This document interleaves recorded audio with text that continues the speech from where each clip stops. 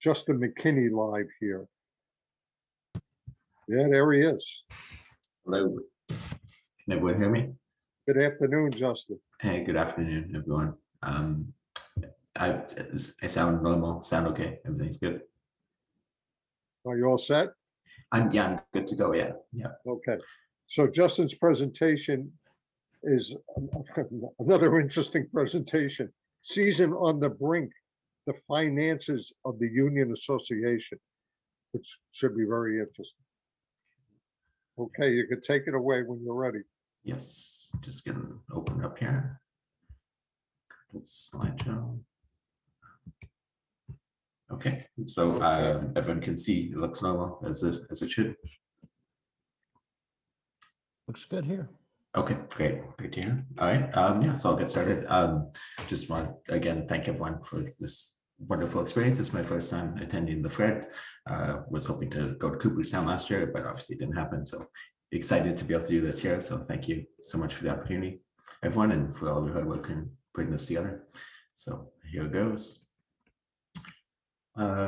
So yeah, essentially the Union Association, it's a very sort of I think underexplored topic in baseball history. It sort of exists kind of as a footnote, as this kind of strange major league that didn't really leave much of an impact in terms of rules or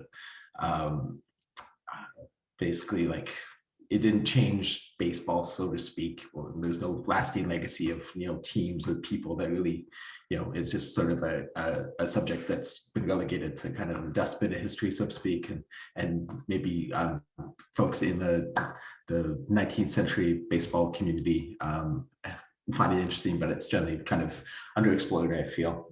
So essentially what happens in 1883 to 1884 that is very unusual is you see this just incredible expansion of teams. So there were 7 fully professional leagues in 1883 with about 48 teams playing, and 16 major league teams. There was 8 in the National League and 8 in the American Association.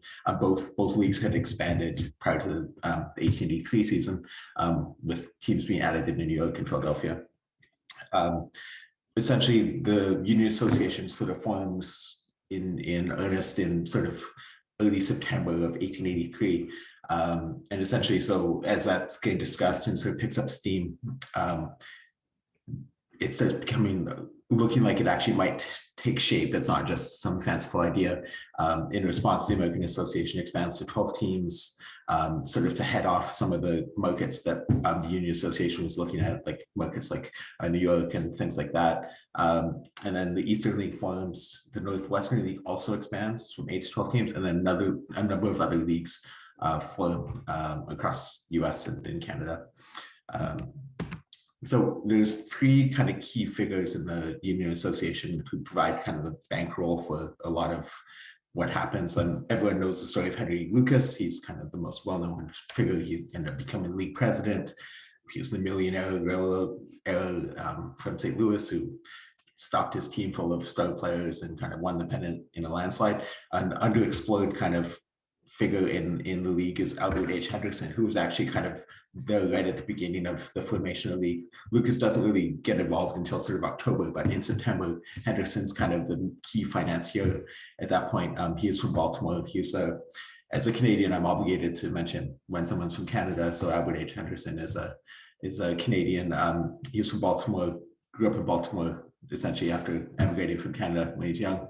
But he had been involved in the Baltimore baseball scene since the 1870s, and he ended up bankrolling the Chicago and Baltimore franchises in the Union Association. And then Justice Lerner, who had formerly ran a team in the National League in Cincinnati and also helped found the Cincinnati Reds in the American Association before leaving the club due to a financial dispute. He was also he also ended up joining the Union Association almost out of spite. Primarily, that seems to be his motivation for joining, was to stick it to his former colleagues with the Red Stockings and sort of join up with Lucas. And then the trio, essentially, they helped fund other clubs. They contributed to the stock companies that other clubs developed as they formed, and also helped pay for salaries and things like that as the season unfolded. One thing it's key to note is that there's a huge disparity in resources between the likes of Henry Lucas, who was a millionaire, and the owners of clubs like Altoona, who essentially, is like a group of, is a local pharmacist and some local stockholders who put this team together. So the Union Station forms as an 8-team circuit. It's balanced between East and West, with clubs in Baltimore, Boston, Philadelphia, and Washington, and then Western teams, Altoona, Chicago, Cincinnati, and St. Louis. They made an expanded 112-game schedule, which to that point was, I believe, the longest in baseball history. And they started a full 2 weeks before the other major leagues started. So April 17th, 1884 would be opening day, and then the season would run until late October, mid-October. 7 of the 8 markets had rival major league clubs in either the National League or the American Association, and Philadelphia would be home to clubs in all 3 leagues. And we'll see how that kind of ends up being not the greatest idea for the Philadelphia Keystones. Philadelphia was the largest city represented in the Union Association, and Altoona was by far the smallest. And one thing that's interesting to note is the team, the 6 clubs had joined the league sort of in September, October, but it wasn't until this sort of early, like late winter, early spring, when the league finally gets its last 2 teams. Altoona joins in February 1884, and then Boston officially joined on March 17th, 1884, and then was forced to put together a team within the span of a couple of weeks, to be ready to play for April 17th. So essentially, how did UA teams make revenue? This is the same for any baseball team with their ticket sales and alcohol sales. The Union Association copied the American Association model, where beer would be sold at games and tickets would cost 25 cents for adults. And then there's also the road guarantee. So every visiting team would be paid $75 each game from the home club's gate receipts.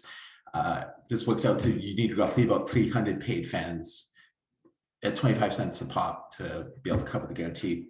And then there'd be a 50-50 split for any holiday game. So that's on Decoration Day, which was May 30th, I believe, 1884, and then July 4th, obviously Independence Day.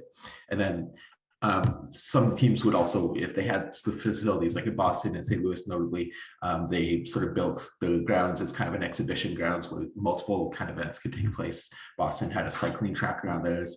And so they would rent out the field to IMG teams or for other events on off days.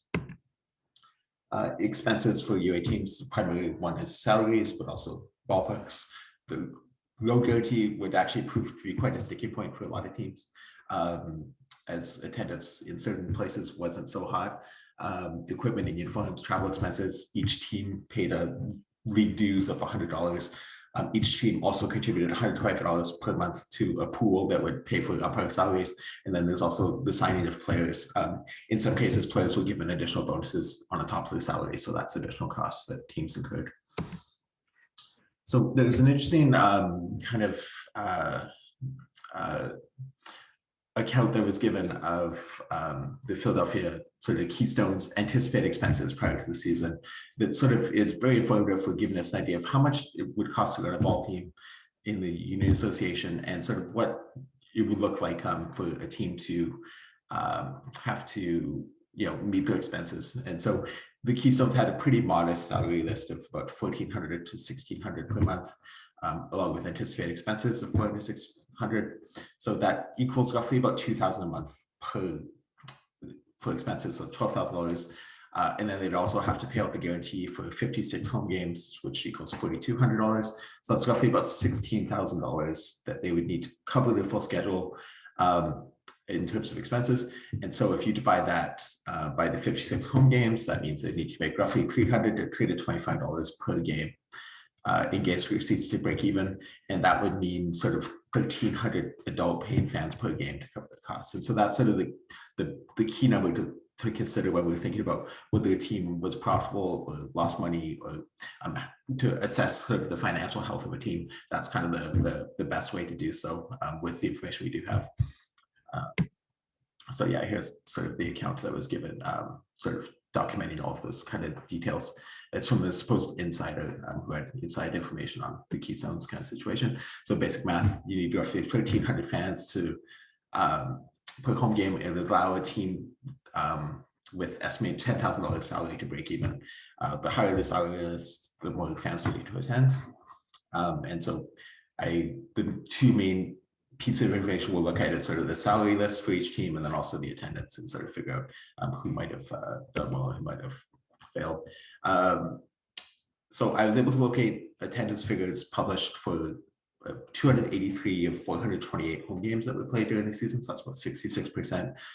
When I was missing home games, I used an average attendance per game, including for weekdays and Sunday games, because there's a disparity there, to sort of figure out the projections for missing contests. And then I also used Bob Keeman's figures, which appeared, I think, originally in Total Baseball many years ago, but also they're in David Nemec's 19th Century Encyclopedia, and they provide a counterpoint to kind of figure out sort of the range of what attendance would be, because it's one thing you need to consider when you're looking at the attendance figures for contemporary, for that era, is it's a lot of it's sort of generalized, and because the Union Association didn't have the favor of certain newspapers, but was very favored by those newspapers, you often end up with like discrepancies. So particularly in Cincinnati, where Cincinnati Enquirer was part owners of the Cincinnati Unions, and they provide very favorable coverage of the Union Association. And the Cincinnati Commercial Tribune, which was the sports section, was headed by O.P. Kaler, who was involved with the American Association, was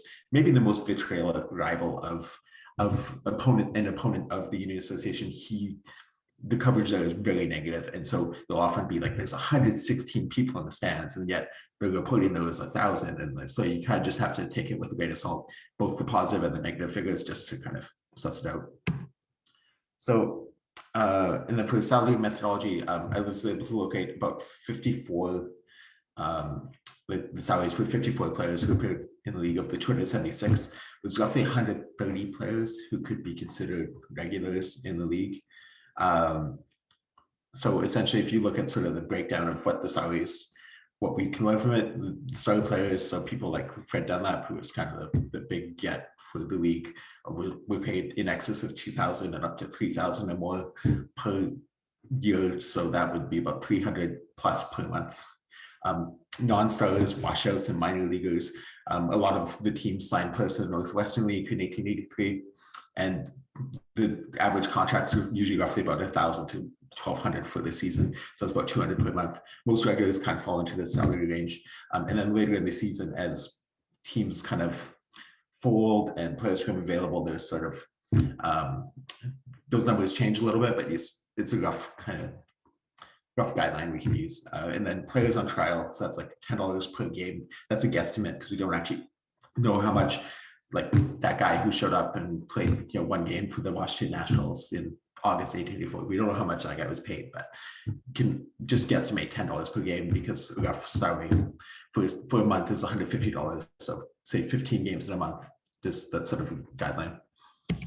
So Fred Dunlap was the highest paid player in the league, most likely, and he was kind of the big get. He was probably paid.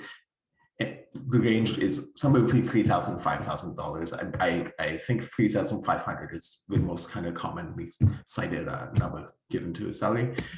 He was a contract for trading Levis, who was a player who signed by the Chicago Baltimore conglomerate to play. He was a career minor leaguer from St. Louis, and he was paid a salary of $1,200 for the season. So that's $200 per month. So that's sort of the guideline for like where the salaries come from for sort of those lesser tier players.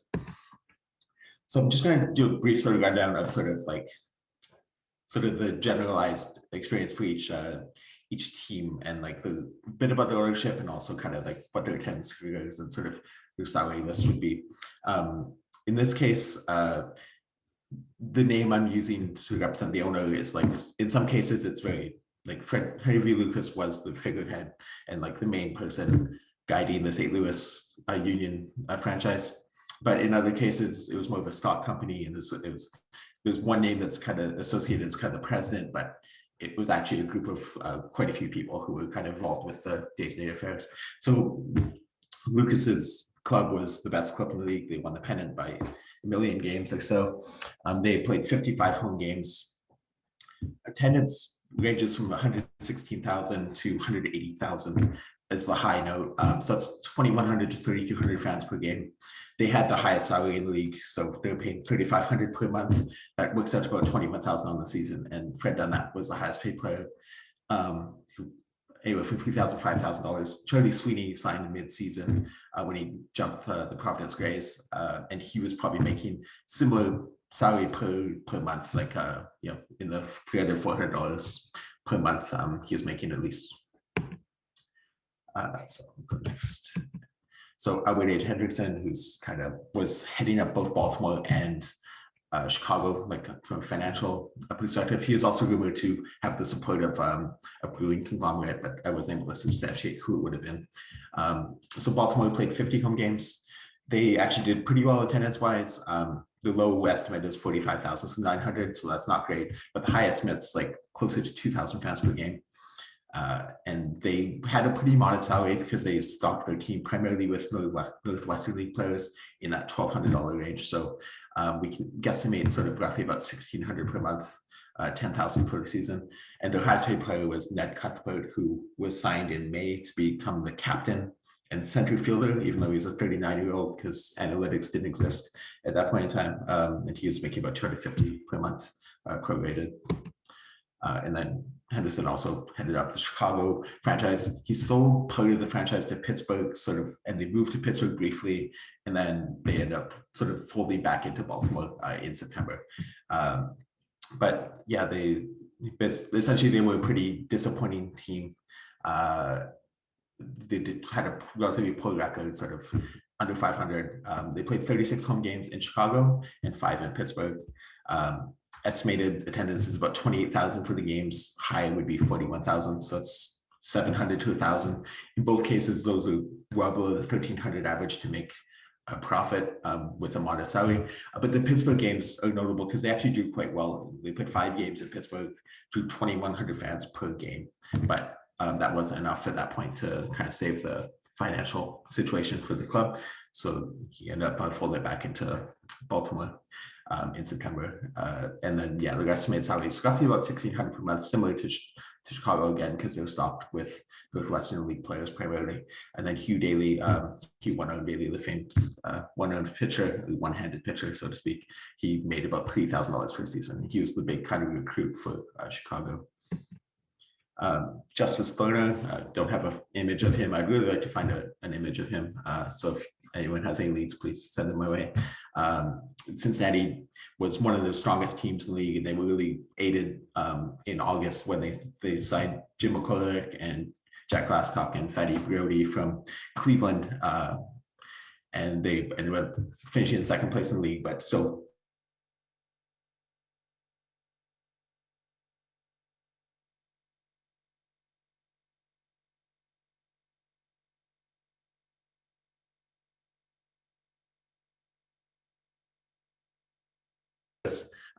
they had actually pretty underwhelming intense salary in the league at $2,800 per month, and that's about $17,000 for the season.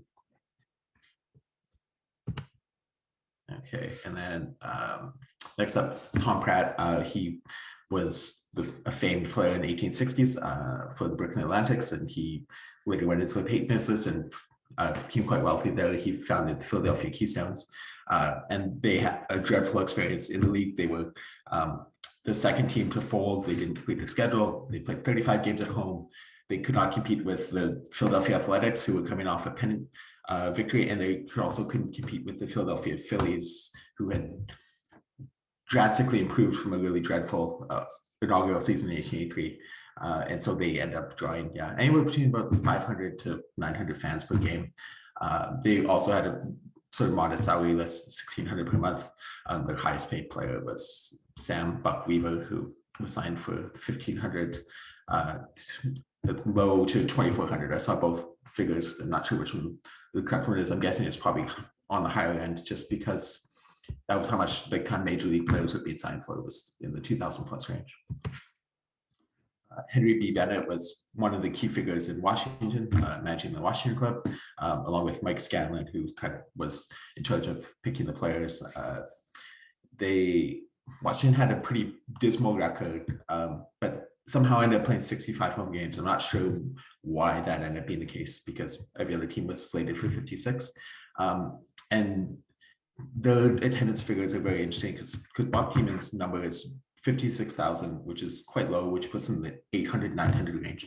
But if you look at the game accounts, they actually did really well attendance-wise, and they outdrew the Washington Statesmen, who were the American Association club that would formed to rival the club. And they end up forcing the Statesmen out of business in August. And so Washington's actually kind of one of the success stories of the league. And so if you look at their attendance, you can sort of see that they were drawing like 2,000 fans per game regularly throughout the season, at least according to the accounts locally. And they had a pretty modest salary list. To start the season, they were reported to have a salary list of $14,000, but they had trimmed that in half because Mike Scanlon was really frugal, and so they were paying roughly about $7,000 by mid-season.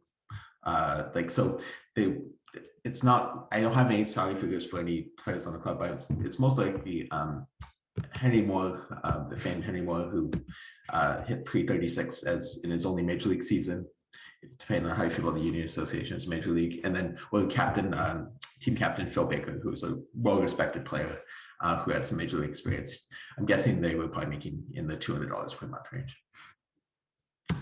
And then George Wright, who was kind of the figurehead in the Boston club.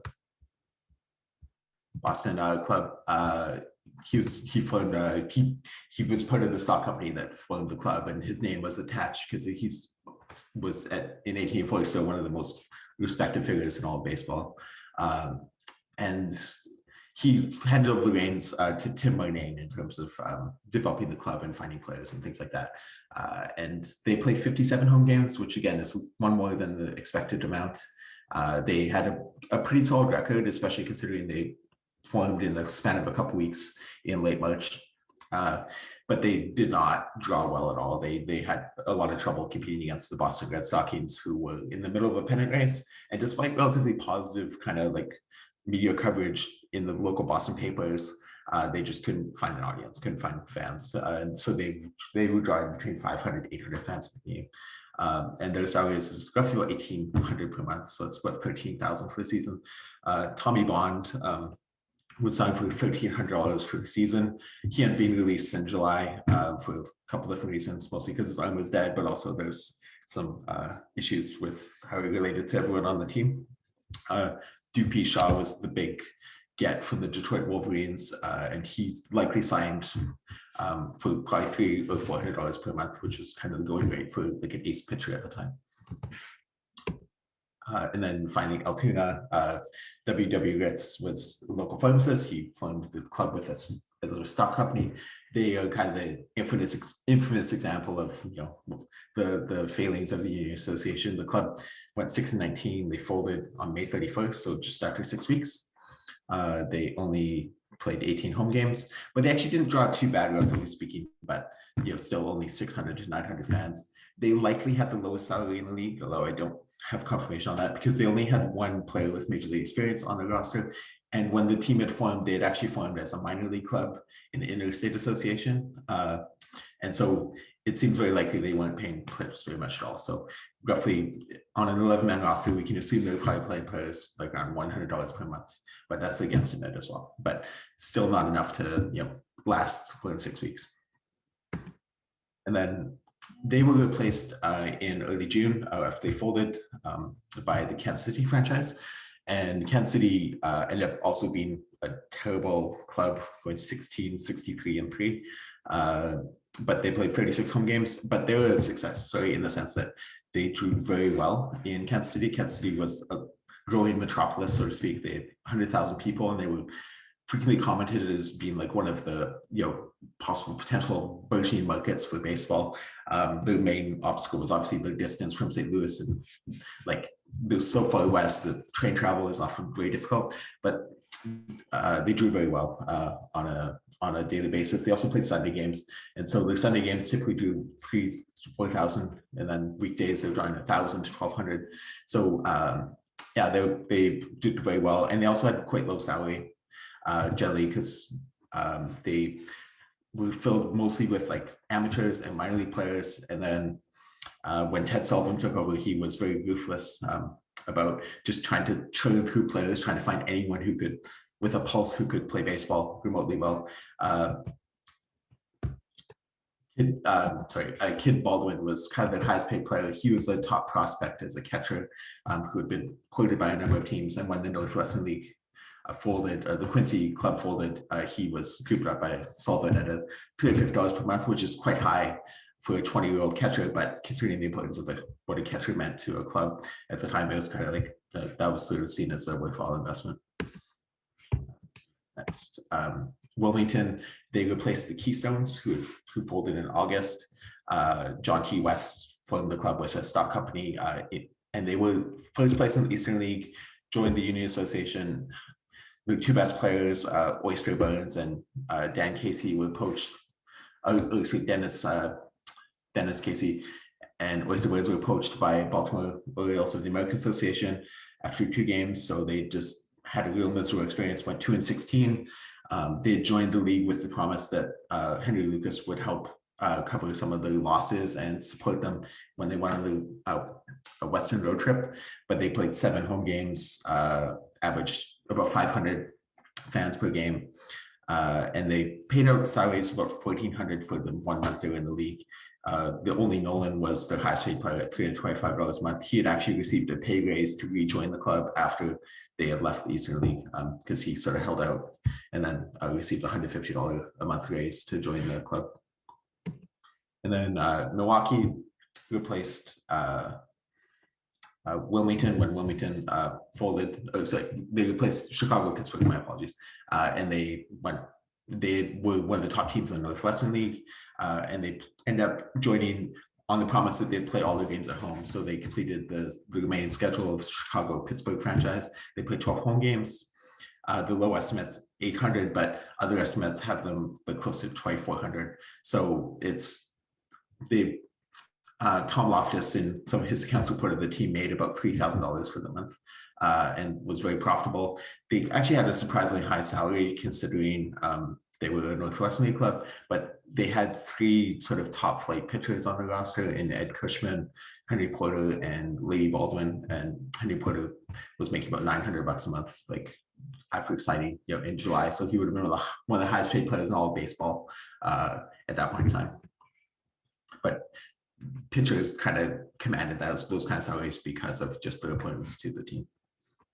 And then finally, St. Paul, they sort of did the opposite of Milwaukee in that they agreed to take over the schedule of Wilmington, but they were expected to complete a 16-game road trip, without any sort of enticement. They were just more or less looking to keep playing baseball. So I don't have their salary list, but it's likely they were probably in that same $200 per player per month kind of thing. So maybe $1,400 per month. And they essentially were just receiving the road guarantee when they showed up to games, and that's it. They weren't receiving any other enticement. But yeah, mostly, $150 to $200 per month is the expectation. They went 2-6-1 in 9 games, and then the final series in Milwaukee was canceled due to poor weather. So if we look at some of the salary lists, we can kind of compare it a bit to the no-one lists for National League and American Association teams. I was able to locate lists for, I think, 13 of the teams in the National League Association. You see sort of a range here. Philadelphia was by far the lowest paid team in either league. There's up to find details for, and they made 14. Their list was 14,000, 15,000. You see there. So these are all published, so you can sort of find them in like newspaper accounts at the time. So the conclusion on salaries is that the highest paid players in the Union Association were among the highest paid players in baseball. So Fred Dunlap, Henry Porter, things like that. But as a whole, the Union Association salaries were lower than the National League and the American Association, and only St. Louis, Cincinnati, and Milwaukee paid out monthly salaries that were more than the Philadelphia Phillies, who were the lowest kind of paying club in the National League or the American Association. So then we went to some of the attendance figures. I'll sort of break down sort of what the findings are. So we know 1,300 fans per game means a sort of break-even point for most clubs. And then we can assume that any team that drew more than 1,300 fans probably made money. Any team that drew less than that lost money. But again, it varies based on the salaries. So we know the teams that are above the threshold were St. Louis, Kansas City, depending on what figure you use, Milwaukee, Washington, and Baltimore also finished above the threshold. And then below the threshold, Altoona, Wilmington, Chicago, Pittsburgh, Cincinnati, Philadelphia, and Boston. And St. Paul didn't have any attendance because they didn't play any home games. So there. So the figure sort of I found you sort of you find the accounts in the sort of aftermath of sort of the fall and through the winter of how teams did and what kind of money they made. We know that Washington in, I think, August was reported to have made over $12,000 on the season, thanks to kind of frugal salaries and good attendance. And then St. Louis was reported to have made more than money than Washington, so they likely made more than Washington did on the season. That doesn't mean that Henry Lucas made money, but just that the franchise itself made money because they drew very, very well. And then Kansas City, we don't know how much they made, but they reported the third most profitable club in the league. And then Milwaukee was reported to have made $3,000 just for the home games because they drew very well and didn't have to incur any costs for, like, other than player salaries. They didn't have to incur any costs of traveling and things like that. And then Baltimore was unknown, but they reportedly broke even to being slightly profitable. But that also doesn't mean that Henderson made money on his venture. It was just that Baltimore itself, the club did pretty well. You can see sort of some of the figures. And yeah, one of the things that's interesting with the Nationals is they actually won the war in Washington for baseball. So the American Association Club folded, had lost $8,000, while the Nationals had cleared at least 12,000 plus during the season. There was one of the Union Association meetings that was reported that St. Louis, Washington, and Kansas City had made money, and Baltimore was about even. And so that's what gives like sort of a sense of about the financial health of the league at that point in the final month of the season. Altoona, it's unknown how much money they lost, but the team folded after 6 weeks when Henry Lucas and the like refused to kind of cover their costs. Boston lost $10,000. We know that Henry Lucas and Thorner and Henderson had each agreed to cover the costs associated with Boston to complete their season because they thought it was important to have like a team in Boston. Whereas Altoona, because of the small franchise, because of how woefully uncompetitive they were, there was just no incentive to prop them up any longer. So they kind of refused to bail them out. But Boston, they bailed out. Chicago lost reportedly $10,000 on 4 months of the season. Cincinnati was reported to have lost $10,000, and that was just in August, and that was right before they had signed McCormick and Glasscock and Riotti to very large salaries. So their losses are probably among the highest in the league. Philadelphia lost between $10,000 and $12,000 in 4 months. St. Louis, it's unknown, or sorry, St. Paul, it's unknown if they lost money or made money, but they only played 9 road games. They would have made $675, on the road guarantee for those games, and it's unclear, if that was enough to cover their costs or not. And then Wilmington, they lost $1,500 on their month in the Union Association, and then they also lost $3,000 on the Eastern League season. And yeah, you can see some of the details there about sort of the losses that were incurred by these clubs. And so yeah, this in August, like Cincinnati had reported lost $10,000, and that was before they signed three high-priced players. And so yeah, that's like, so it gets a sense of sort of where the financial situation was for those clubs.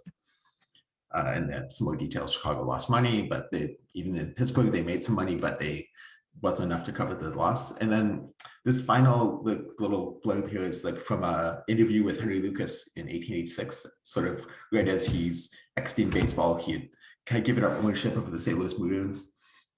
He claimed to have lost $61,000 on baseball. He said by the end of the year, it would be $70,000.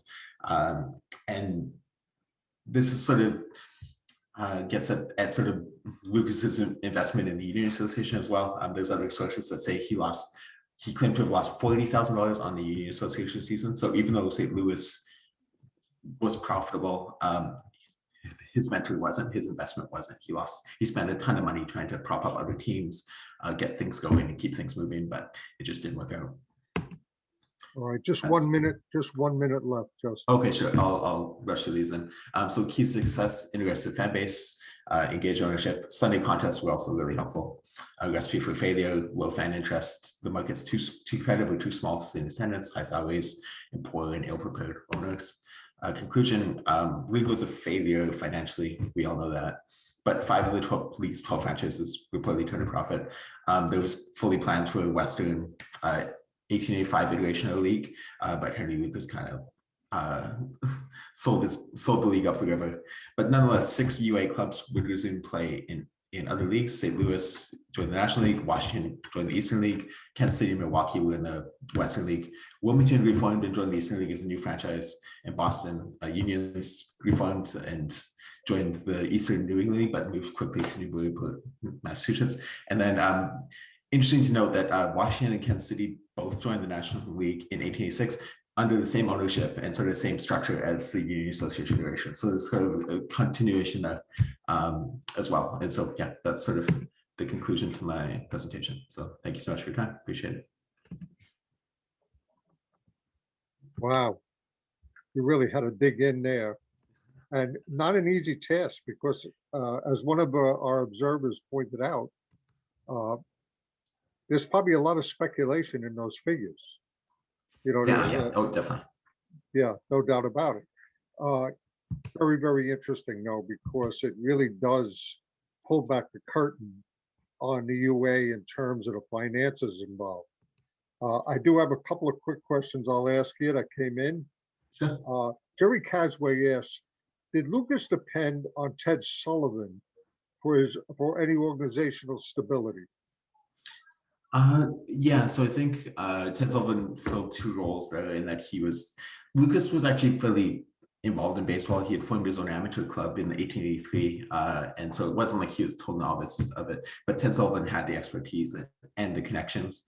So he relied on Sullivan to help build the St. Louis unions. But then he also, Sullivan ends up getting fired from the unions when they have a 28-4 record because he has a dispute with Fred Dunlap. They can't work together. So Sullivan ends up leaving, and then in July he ends up buying into the Kansas City franchise and restocking them as well. So he fits a really interesting role in the league in that he helped kind of develop 2 franchises, both the best club in the league and one of the worst clubs in the league. But yeah, he is very involved with developing the team, but and providing insight into baseball talent and ability and stuff. And he had a lot of connections and leverage. And Bruce Allardyce asked, did the UA play a lot of exhibition games to kind of pad their income? So the interesting thing with the UA was because they were outside of the tripartite agreement and because they were sort of teams that played against them were often threatened with blacklist or punishment if they played against them. So they actually played very few exhibition games. You can find a few examples of games they played against independent clubs.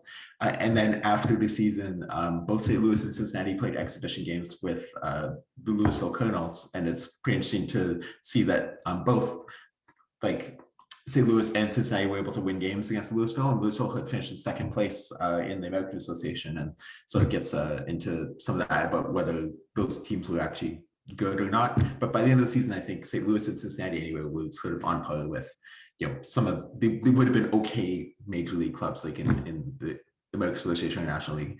But yeah, they didn't have opportunity to play exhibition games generally.